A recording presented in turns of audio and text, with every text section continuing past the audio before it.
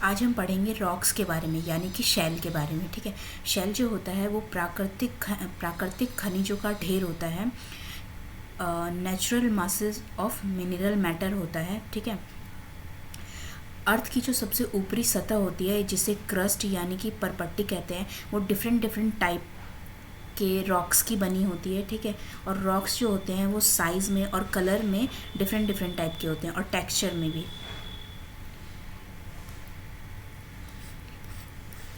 अब हम बात करेंगे टाइप ऑफ रॉक्स, यानी कि शेल कितने प्रकार के होते हैं।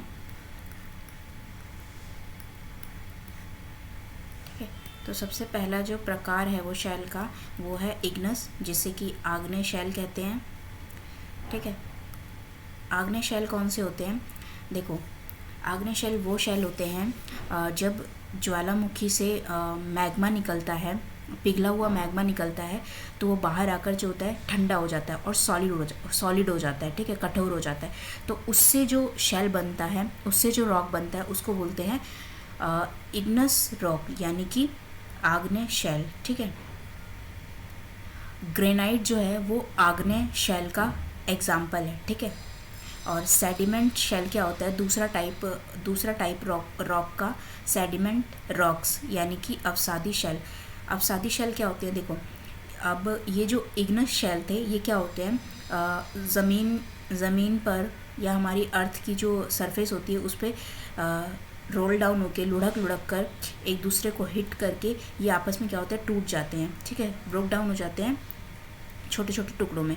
फिर इन छोटे छोटे टुकड़ों से जो शेल बनती है उसको अवसादी शेल बोलते हैं या फिर सेडिमेंट रॉक्स बोलते हैं। ठीक है, अगर इसके एग्जांपल की बात देखें तो देखो, सैंडस्टोन जो होता है यानी बलुआ पत्थर अवसादी शेल का, सेडिमेंट रॉक का एग्जांपल है। क्ले, चिकनी मिट्टी भी इसका एग्जांपल है।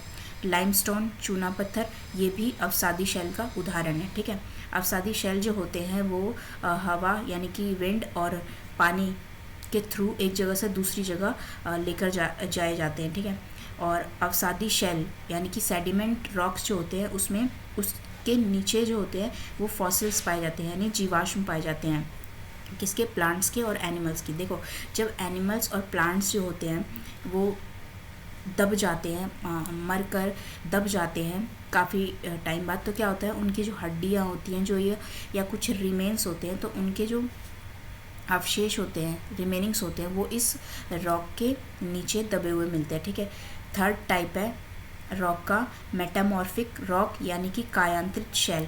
कायांतरित शेल जैसे कि इसके नाम से पता लग रहा है, इसकी काया में, इसके रूप में बदलाव। ठीक है, इग्नस और सेडिमेंट्री रॉक, यानी कि आग्नेय शेल और अवसादी शेल को जब उच्च तापमान यानी कि हाई हीट और हाई प्रेशर, उच्च दाब और उच्च ताप के कारण जब चेंज किया जाता है, कोई दूसरी फॉर्म दी जाती है, तो उसको बोलते हैं मेटामॉर्फिक रॉक या कायांतरित शेल। और इसका एग्जांपल है मार्बल, यानी कि संगमरमर। ठीक है, अब हम बात करते हैं रॉक साइकिल के बारे में, यानी कि शेल चक्रों के बारे में।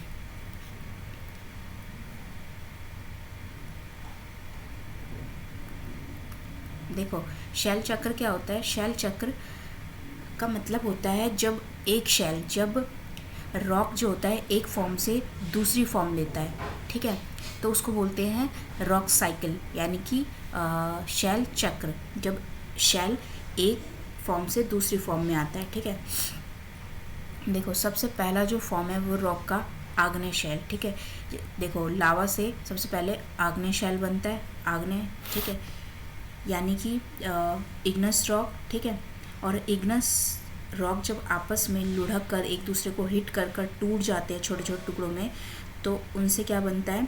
अवसादी शेल, यानी कि सेडिमेंट्री रॉक। और सेडिमेंट्री रॉक को जब हाई हीट और हाई प्रेशर के कारण चेंज किया जाता है, तो उससे बनते हैं मेटामॉर्फिक रॉक, यानी कि कायांतरित शेल। ठीक है, अब कायांतरित शेल को वापस हम मैग्मा यानी कि लावा में चेंज कर सकते हैं through the high heat and high pressure, यानी कि उच्च ताप और उच्च दाब देकर हम कायांतरित शेल को वापस लावा में कन्वर्ट कर सकते हैं। ठीक है, इसको बोलते हैं शेल चक्र। ठीक है, अगर आपको ये टॉपिक क्लियर हुआ है तो कमेंट बॉक्स में ज़रूर बताइए।